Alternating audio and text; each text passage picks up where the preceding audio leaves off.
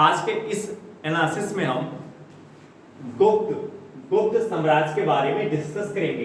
इस एनालिसिस का आपको क्या फायदा मिलने वाला है? इस एनालिसिस के थ्रू आउट आप एनसीईआरटी की बुक के पढ़ने के तरीके को सीख पाएंगे, क्योंकि अगर आपको यूपीएससी एग्जाम और स्टेट पीसीएस एग्जाम क्लियर करना है तो केवल एनसीईआरटी पढ़ना ही नहीं है, उस एनसीईआरटी के पढ़ने का तरीका आपको पता होना चाहिए। इसके साथ ही आप स्टैंडर्ड बुक के पढ़ने के सही अप्रोच को जान पाएंगे। यूपीएससी और स्टेट पीसीएस एग्जाम में जो क्वेश्चंस पूछने का एंगल होता है, जो अप्रोच होता है, उसे आप सीख पाएंगे। साथ ही साथ एनसीईआरटी और स्टैंडर्ड बुक के जो कोर एरिया होते हैं, जहां से क्वेश्चंस बनने की पॉसिबिलिटीज ज़्यादा होती है, जहां पे आपको ज़्यादा इनपुट देने की ज़रूरत होती है, उस कोर एरिया को, उस इंपॉर्टेंट टॉपिक को, उस इंपॉर्टेंट चैप्टर को भी आप सीख पाएंगे, जान पाएंगे। क्वेश्चन 1, इलाहाबाद स्तंभ अभिलेख में हमें किस शासक के बारे में जानकारी प्राप्त होती है? जब आप यूपीएससी एग्जाम या स्टेट पीसीएस एग्जाम के क्वेश्चंस को सॉल्व करते हैं तो या तो क्वेश्चंस आपको आता है या तो क्वेश्चंस आपको नहीं आता है। अगर वो क्वेश्चंस आपको आ रहा है तो सही है, लेकिन अगर वो क्वेश्चंस आपको नहीं आ रहा है तो कैसे आप सॉल्व करोगे? क्या ऐसा क्वेश्चन जो आपको नहीं आ रहा है, क्या उसे सॉल्व किया जा सकता है? यस, उसे आप सॉल्व कर सकते हो, उसे भी आप सॉल्व कर सकते हैं कुछ बेसिक स्ट्रैटेजी अपना करके। अभी हम उस स्ट्रैटेजी को भी डिस्कस करेंगे। उस स्ट्रैटेजी को जानने के लिए आपको इस वीडियो के अंत तक बने रहना पड़ेगा, तभी आप इस वीडियो की वास्तविकता को सीख पाएंगे, जान पाएंगे। आपको इस लेक्चर के अंत तक अगर आपको सीखना है तो आपको इस लेक्चर के अंत तक बने रहना पड़ेगा। इलाहाबाद स्तंभ अभिलेख किस शासक से संबंध रखता है? महापद्मनंद, चंद्रगुप्त मौर्य, चंद्रगुप्त फर्स्ट, समुद्रगुप्त। इसका जो सही आंसर होगा समुद्रगुप्त। इलाहाबाद स्तंभ अभिलेख समुद्रगुप्त शासक से संबंध रखता है। कैसे? तो सबसे पहले हम कुछ बेसिक पॉइंट एनसीईआरटी लेवल का जानेंगे। एनसीईआरटी की बुक का ओल्ड एनसीईआरटी, जो भी सोर्स मैं यहाँ पे यूटिलाइज कर रहा हूँ वो source old NCERT class 11th का है, और जो प्रीवियस ईयर क्वेश्चंस पेपर है यूपीएससी एग्जाम के और स्टेट पीसीएस एग्जाम के, वो सोर्स है। तो दो सोर्स मैं यहाँ पे यूटिलाइज कर रहा हूँ, एक एनसीईआरटी ओल्ड एनसीईआरटी क्लास 11, दूसरा सोर्स क्या है? यूपीएससी और स्टेट पीसीएस के जो प्रीवियस ईयर क्वेश्चंस पेपर होते हैं वो। तो इसका सही आंसर है समुद्रगुप्त। अब हम अगर गुप्त साम्राज्य की बात करें तो गुप्त साम्राज्य की स्थापना किसने की? गुप्त साम्राज्य की स्थापना किसने की? गुप्त साम्राज्य की स्थापना किसने की? श्रीगुप्त ने। गुप्त साम्राज्य की स्थापना किसने की? श्रीगुप्त ने। इनका टाइमलाइन क्या है? 240 ईस्वी से 280 ईस्वी। इनका टाइमलाइन क्या है? 240 ईस्वी से 280 ईस्वी। अब हम गुप्त साम्राज्य के प्रमुख शासक के बारे में जानेंगे। तो गुप्त साम्राज्य के प्रमुख शासक में जो प्रथम शासक है वो श्रीगुप्त है, जिसने गुप्त साम्राज्य की स्थापना की। आफ्टर दैट घटोत्कच आता है, जिसका टाइमलाइन 280 से 319 ईस्वी है। आफ्टर दैट चंद्रगुप्त फर्स्ट, जिसकी टाइमलाइन 319 से 335 है। आफ्टर दैट समुद्रगुप्त आता है, जिसकी टाइमलाइन 335 से 380 है। आफ्टर दैट चंद्रगुप्त द्वितीय आता है, जिसकी टाइमलाइन 380 से 415 ईस्वी है। आफ्टर दैट कुमारगुप्त फर्स्ट या कुमारगुप्त फर्स्ट का जो दूसरा नाम है क्या है? गोविंदगुप्त। इसकी जो टाइमलाइन है 415 से 454। और गुप्त साम्राज्य का जो अंतिम शासक है स्कंदगुप्त, इसकी जो टाइमलाइन है वो 455 से 467 ईस्वी है। ये जो प्रमुख शासक के अंतर्गत जो प्रमुख शासक के बारे में आपको जानकारी दे रहा हूँ, ये इंपॉर्टेंट एरिया है यूपीएससी एग्जाम और स्टेट पीसीएस एग्जाम में क्वेश्चंस बनने का, क्योंकि टाइमलाइन पे प्रत्येक वर्ष क्वेश्चंस पूछे जाते हैं, तो टाइमलाइन आपको पता होना चाहिए। अब इसके आगे हम देखें तो अगर हम इस इलाहाबाद स्तंभ अभिलेख की बात करें, क्योंकि जो क्वेश्चंस का फोकस पॉइंट है, क्वेश्चंस का जो फोकस पॉइंट है वो है इलाहाबाद स्तंभ अभिलेख। यदि हम इलाहाबाद स्तंभ अभिलेख की बात करें तो इलाहाबाद स्तंभ अभिलेख से हमें समुद्रगुप्त शासक के बारे में जानकारी प्राप्त होती है। इलाहाबाद स्तंभ अभिलेख से हमें समुद्रगुप्त शासक के बारे में जानकारी प्राप्त होती है। अभी आपने यहाँ पे देखा जो समुद्रगुप्त है ये गुप्त साम्राज्य का एक प्रसिद्ध शासक था। समुद्रगुप्त गुप्त साम्राज्य का एक प्रसिद्ध शासक था जिसकी टाइमलाइन थी 335 से 380 ईस्वी। इस इलाहाबाद स्तंभ अभिलेख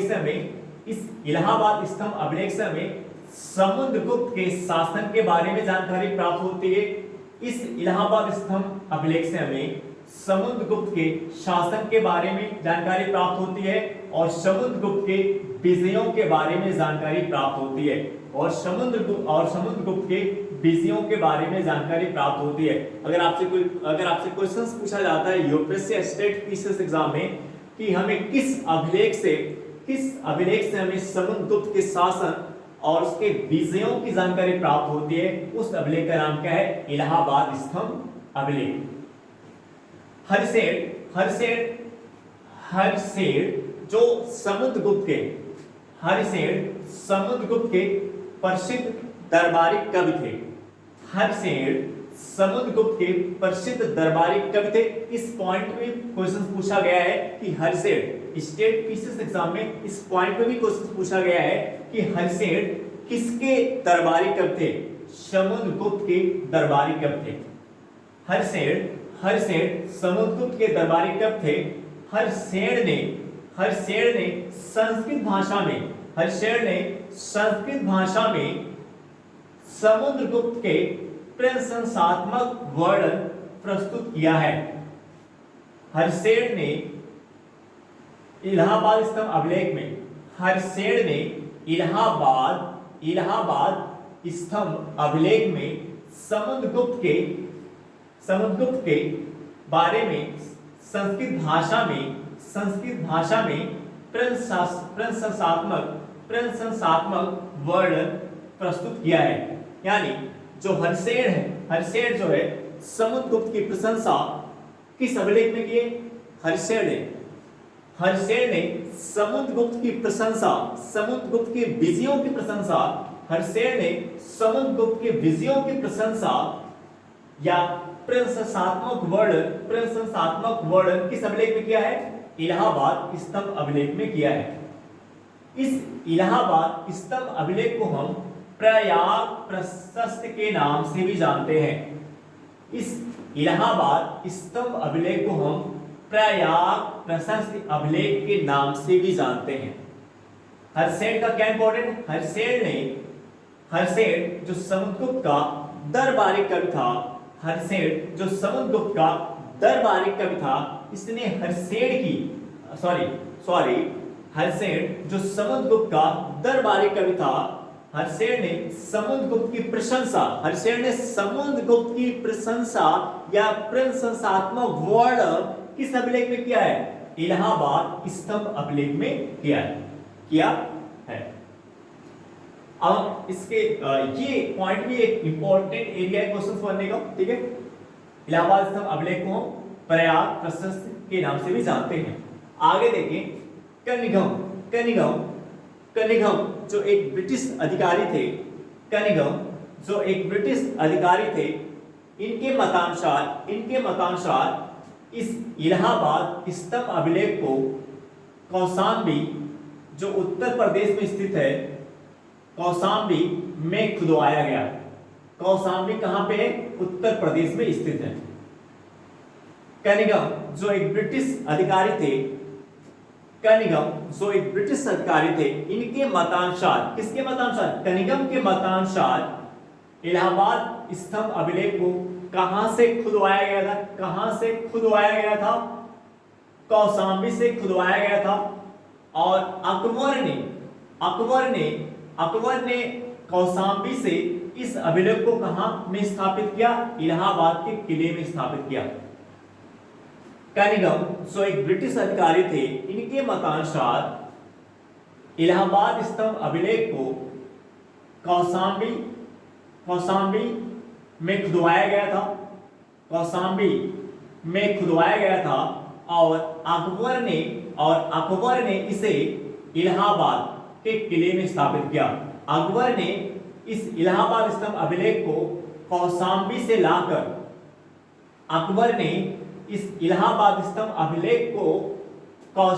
से लाकर इलाहाबाद के किले में स्थापित किया। किसके मतानुसार? कनिंघम के मतानुसार। और कुछ विद्वानों का मानना है, कुछ विद्वान इस बात का समर्थन नहीं करते, उनके मतानुसार इस इलाहाबाद स्तंभ अभिलेख को कौशाम्बी से इलाहाबाद में समुद्रगुप्त ने लाया था। किसने लाया था? समुद्रगुप्त ने लाया था। तो यहाँ पे दो मान्यता है। तो अगर कभी भी इस पॉइंट पे क्वेश्चन बनता है, अगर आंसर में समुद्रगुप्त भी दे दिया और अगर ये 2 पॉइंट अगर आंसर में दे दिए जाते हैं, समुद्रगुप्त का नाम दे दिया जाता है और अकबर का, अगर आंसर के अंदर समुद्रगुप्त भी आ जाता है, अकबर भी आ जाता है, तो इसमें ये क्वेश्चंस विवाद का प्रश्न बन सकता है। इसलिए जब भी इस पॉइंट पे क्वेश्चंस बनेगा, या तो अकबर रहेगा या तो समुद्रगुप्त रहेगा। देखिए, या आप ये मत सोचना कि अगर इसके अंतर्गत दो अलग अलग विद्वानों का अलग अलग मत है, विचार है, तो इस पॉइंट पे क्वेश्चंस नहीं बनेगा। क्वेश्चंस बन सकता है। क्वेश्चंस बनने के बाद प्रॉब्लम तब क्रिएट होगी जब आंसर में अकबर और समुद्रगुप्त दोनों को दे देगा। प्रत्येक वर्ष स्टेट पीसीएस एग्जाम अगर आप देखते होंगे, यूपीएससी में तो बहुत ही रेयर केस में होता है, बट स्टेट पीसीएस एग्जाम में प्रत्येक वर्ष में 2, 4, 10 क्वेश्चंस ऐसे होते हैं जिसपे विवाद उत्पन्न हो जाता है। इसके पीछे कारण यही है। जैसे यहाँ पे कनिंघम के मतानुसार कौशाम्बी से इलाहाबाद स्तंभ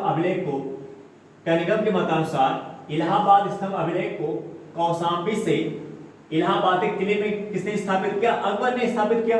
और कुछ विद्वान मानते हैं कि इलाहाबाद स्तंभ अभिलेख को समुद्रगुप्त ने इलाहाबाद के किले में स्थापित किया। तो 2 पॉइंट, अगर ये दोनों पॉइंट आंसर में एक साथ आ जाते हैं तो ये विवाद का प्रश्न बन जाएगा। लेकिन ऐसा नहीं होगा। जहां तक 98% उम्मीद है कि जब भी क्वेश्चन अगर इस पॉइंट में बनेगा तो या तो अकबर आंसर में होगा या तो समुद्रगुप्त होगा। ठीक है, 2% चांस है कि दोनों हो जाए आंसर में। अगर दोनों हो जाएंगे तो ये विवाद का प्रश्न बन सकता है। तो यहाँ पे बहुत ही क्लियरली आपको ध्यान में रखना, आपको ये पॉइंट पता होना चाहिए। ये पॉइंट आप इग्नोर नहीं कर सकते, ये पॉइंट आपको पता होना चाहिए। ठीक है, क्योंकि अगर क्वेश्चंस में या तो केवल अकबर दिया है या तो केवल समुद्रगुप्त दिया है और आपको इसके बारे में जानकारी नहीं है, तो फिर आप उसका आंसर नहीं कर पाएंगे। इसलिए इसके बारे में आपको जानकारी, दोनों विचार विद्वानों के जो अलग अलग विचार है, वो दोनों विचार इसके बारे में आपको इलाहाबाद स्तंभ अभिलेख को लेकर के जो 2 विचार है, जो 2 मतभेद, जो 2 मत है, वो पता होना चाहिए। ठीक है, नेक्स्ट पॉइंट अगर हम देखें तो इलाहाबाद स्तंभ अभिलेख में मौर्य शासक अशोक की भी जानकारी प्राप्त होती है। इलाहाबाद स्तंभ अभिलेख से हमें मौर्य शासक अशोक की भी जानकारी प्राप्त होती है। इलाहाबाद स्तंभ अभिलेख से हमें मौर्य शासक अशोक की भी जानकारी प्राप्त होती है। इसके साथ ही साथ इलाहाबाद स्तंभ अभिलेख से हमें जहांगीर जो अकबर का बेटा था, जहांगीर किसका बेटा था? अकबर का बेटा था, जो मुगल साम्राज्य से संबंध रखता है। यहाँ पे अकबर और जहांगीर ये दोनों मुगल साम्राज्य से संबंध रखते हैं। जो जहांगीर था ये अकबर का बेटा था। ये दोनों अकबर और जहांगीर किस साम्राज्य से संबंध रखते हैं? मुगल साम्राज्य से संबंध रखते हैं। इस इलाहाबाद स्तंभ अभिलेख से हमें जहांगीर के बारे में भी जानकारी प्राप्त होती है। एक इंपॉर्टेंट एरियाज है क्वेश्चंस बनने का। कभी भी इस पॉइंट पे यूपीएससी एग्जाम के लिए एक important area, UPSC exam prelims exam में जो क्वेश्चंस बनते हैं, इस प्रकार के जो इंपॉर्टेंट एरियाज होते हैं, जो कोर एरियाज होते हैं, यहाँ से बनने की पॉसिबिलिटी ज्यादा होती है। और क्योंकि ये questions UPSC state PCS exam में इस पॉइंट पे क्वेश्चंस मल्टीपल टाइम पूछे जा चुके हैं, और जो क्वेश्चंस स्टेट पीसीएस एग्जाम में मल्टीपल टाइम पूछे जाते हैं यूपीएससी एग्जाम में, उस क्वेश्चंस के बनने की संभावना बहुत ज्यादा होती है। तो कभी भी आपसे पूछ सकता है कि जो इलाहाबाद स्तंभ अभिलेख है ये किससे रिलेटेड है, अशोक से है। तो आप यहाँ पे देख रहे हैं कि जो आपके इलाहाबाद स्तंभ अभिलेख है वो अशोक से भी संबंधित है, जहांगीर से भी संबंध रखता है, अकबर से भी संबंध रखता है, अगर हम इस कनिगम के मत को माने। इसके साथ ही साथ हम इससे हमें रानी का अभिलेख, जो रानी का अभिलेख है, रानी का अभिलेख भी इस इलाहाबाद स्तंभ अभिलेख से रिलेटेड है, संबंधित है। इस इलाहाबाद स्तंभ अभिलेख से क्या जानकारी प्राप्त होती है? कोसल का राजा महेंद्र था। कोसल का राजा क्या था? महेंद्र था। अब यहाँ पे देखिए एक पॉइंट यहाँ पे अगर मैं डिस्कस करूँ, यहाँ पे देखिए समुद्रगुप्त के प्रयाग प्रशस्त्र में कोसल के शासक का क्या नाम था? देखिए ये जो पॉइंट यहाँ पे हमने लिखा है कि हमें इलाहाबाद स्तंभ अभिलेख से जानकारी प्राप्त होती है कि कोसल का राजा महेंद्र था। कोसल का राजा क्या था? महेंद्र था। तो यहाँ पे देखिए इस पॉइंट पे क्वेश्चंस यहाँ पे पूछा गया है स्टेट पीसीएस एग्जाम में, पीसीएस एग्जाम में इस पॉइंट पे क्वेश्चन पूछा गया है। देखो यहाँ पे समुद्रगुप्त के प्रयाग प्रशस्त्र में कोसल के शासक का क्या नाम है? महेंद्र। सही आंसर क्या होगा? महेंद्र। समुद्रगुप्त के प्रयाग प्रशस्त्र में कोसल के शासक का क्या नाम है? महेंद्र। ये इसका सही आंसर होगा।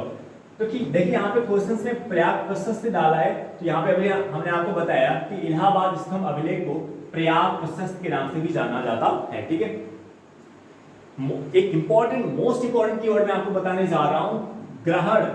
ग्रहण मोक्षानुग्रह नीति, ग्रहण मोक्षानुग्रह नीति, ग्रहण मोक्षानुग्रह नीति, ग्रहण मोक्षानुग्रह नीति। ये किससे संबंधित है? समुद्रगुप्त शासक से संबंधित है।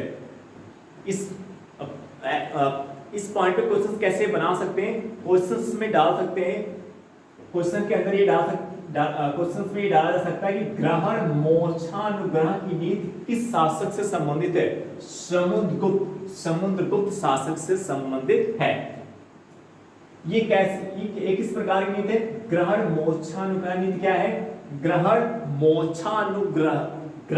मोक्षानुग्रह नीति क्या है? इस नीति के अनुसार दक्षिण भारत के समुद्रगुप्त ने दक्षिण भारत के 12 राज्यों को पहले जीता, किंतु फिर कृपा कर उन्हें स्वतंत्र कर दिया। समुद्रगुप्त की जो ग्रहण मोक्षानुग्रह नीति क्या है? इस नीति के अनुसार दक्षिण भारत के 12 राज्यों को पहले जीता। समुद्रगुप्त ने दक्षिण भारत के 12 राज्यों को पहले जीता, किंतु फिर कृपा कर उन्हें स्वतंत्र कर दिया। देखिए इस कीवर्ड से ग्रहण का मतलब क्या होता है? जीतना, ग्रहण करना, जीतना। और मोक्षानुग्रह का मतलब क्या हो? फिर उनको क्या कर देना? कृपा कर उन्हें स्वतंत्र कर देना। अगर आप इस कीवर्ड को समझ रहे हैं और आपने इसको नहीं पढ़ा, आपको पता नहीं, अगर आपको इस कीवर्ड की समझ है, आप इस कीवर्ड को समझ पा रहे, इसको एक्सप्लेन कर पा रहे, तभी आप आंसर तक पहुंच जाएंगे।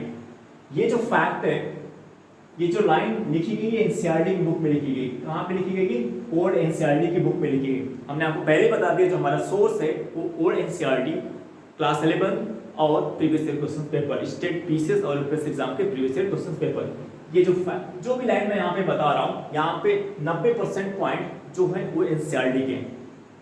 इस पॉइंट से क्लियर हो जा रहा है कि एनसीईआरटी का क्या इंपॉर्टेंस होता है, एनसीईआरटी की बुक कितना जरूरी होता है यूपीएससी और स्टेट पीसीएस एग्जाम के लिए पढ़ने के लिए। एक पॉइंट हमें यहां से और सीखने को मिल रहा है समुद्रगुप्त के बारे में। समुद्रगुप्त अशोक के विपरीत थे। समुद्रगुप्त अशोक के विपरीत थे। समुद्रगुप्त की जो नीति थी वो अशोक के विपरीत थी। कैसे अशोक के विपरीत थी? तो जो अशोक है, अशोक मौर्य शासक अशोक शांत की नीति में विश्वास करता था। मौर्य शासक अशोक शांति की नीति में विश्वास करता था। इससे पहले वाले एनालिसिस में जब मैं आपको मौर्य साम्राज्य के एनालिसिस के बारे में आपको बता रहा था, तो वहां पे हमने आपको बताया था कि सम्राट अशोक ने कलिंग जो उड़ीसा में स्थित है, कलिंग युद्ध के बाद, कलिंग युद्ध में विजय प्राप्त करने के बाद जो लाखों लोग मारे गए, उस कारण से जो लाखों लोग मारे गए, उससे सम्राट अशोक इतना अधिक प्रभावित हुआ कि उसने वहां से युद्ध की नीति का त्याग कर दिया और शांति की नीति को अपनाया। सम्राट अशोक ने शांति की नीति कब अपनाई थी? कलिंग युद्ध को जीतने के बाद, कलिंग युद्ध को जीतने के बाद, जब कलिंग युद्ध के दौरान लाखों लोग मारे गए, उसके बाद आफ्टर दैट सम्राट अशोक ने युद्ध की नीति को त्याग कर शांति की नीति को अपनाया। अशोक के विपरीत, अभी आपने कहा कि जो समुद्रगुप्त था यह अशोक के विपरीत था। क्यों? क्योंकि अशोक शांति की नीति में विश्वास करता था। अशोक शांति की नीति में विश्वास करता था, जबकि समुद्रगुप्त हिंसा और विजय में, समुद्रगुप्त हिंसा और विजय में विश्वास करता था। समुद्रगुप्त हिंसा और विजय में विश्वास करता था। समुद्रगुप्त हिंसा और विजय में समुद्रगुप्त हिंसा और विजय में विश्वास करता था, जबकि जो सम्राट अशोक है ये किस में विश्वास करते थे? शांति में विश्वास करते थे। इसके साथ ही साथ इस इलाहाबाद स्तंभ अभिलेख से जो हमें समुद्रगुप्त के विजयों के बारे में जो जानकारी प्राप्त होती है, जिससे हमें समुद्रगुप्त की महानता के बारे में पता चलता है, इस कारण से इसे प्राचीन भारत का नेपोलियन भी कहा जाता है। स्टेट फिजिक्स एग्जाम में इस पर भी क्वेश्चन पूछा जा चुका है कि प्राचीन भारत का नेपोलियन किसे कहा जाता है? समुद्रगुप्त को कहा गया है। तो इस प्रकार आप देख रहे हैं कि एक पॉइंट अभी हमने आपको बताया था कि एक पॉइंट ये होगा कि जब आपको क्वेश्चंस के बारे में पता होगा तो आप सॉल्व करेंगे। अगर आपको क्वेश्चंस के बारे में जानकारी नहीं है, बट आपको अगर एनसीईआरटी लेवल का कांसेप्ट आपका क्लियर है, एनसीईआरटी लेवल का आपको फैक्ट क्लियर है, फिर भी वो क्वेश्चंस आपको नहीं आ रहा है, लेकिन अगर आपको एनसीईआरटी का कांसेप्ट क्लियर है, एनसीईआरटी लेवल का फैक्ट पता है, तब भी आप उस क्वेश्चंस को सॉल्व करेंगे। कैसे? तो देखिए यहाँ पे क्वेश्चन है, इलाहाबाद स्तंभ अभिलेख किस शासक से संबंध रखता है?